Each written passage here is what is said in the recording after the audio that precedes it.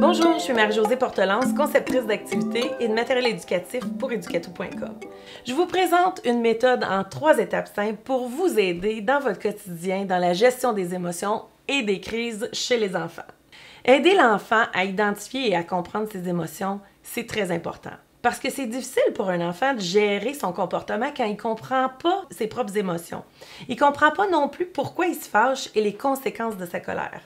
Vous devez consacrer beaucoup de temps à enseigner les émotions aux enfants. Comme vous pourriez lire des histoires, parler des différents scénarios avec eux. Vous pourriez aussi montrer des images d'enfants vivant différentes émotions.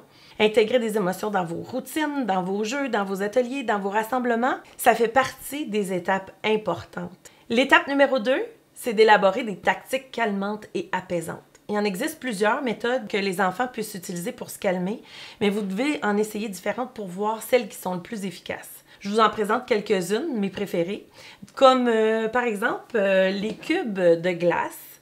Vous écrivez une tactique calmante sur chaque glaçon, comme par exemple compter jusqu'à 10, lire un livre, parler à un ami.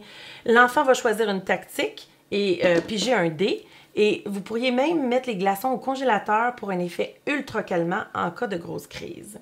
Il y a aussi le dragon expulseur de colère. Vous fabriquez un dragon simplement, puis en cas de crise, l'enfant souffle dans le dragon et le papier de soie au bout virevolte comme si le feu sortait de la bouche du dragon.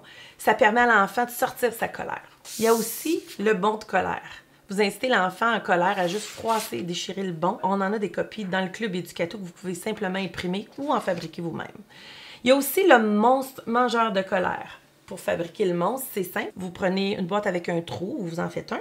Vous ajoutez des yeux, peu importe, vous le décorez en monstre. Et vous invitez l'enfant à dessiner leur colère sur un bout de papier, à le froisser, à l'insérer dans la bouche du monstre qui mange toutes les colères.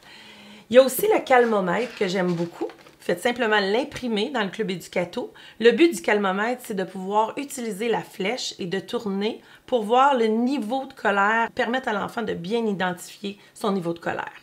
L'étape numéro 3, c'est simple. Vous devez pratiquer, adapter, repratiquer, encore et encore. Les enfants devraient pratiquer les tactiques plusieurs fois par semaine. Gardez toujours à l'esprit que c'est important de pratiquer les tactiques quand les enfants sont calmes et de bonne humeur.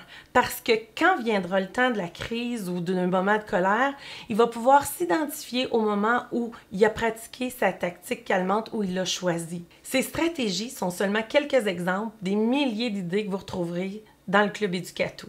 N'hésitez pas à m'écrire si vous avez des suggestions, des demandes spéciales, il me fera plaisir d'y répondre. À bientôt tout le monde!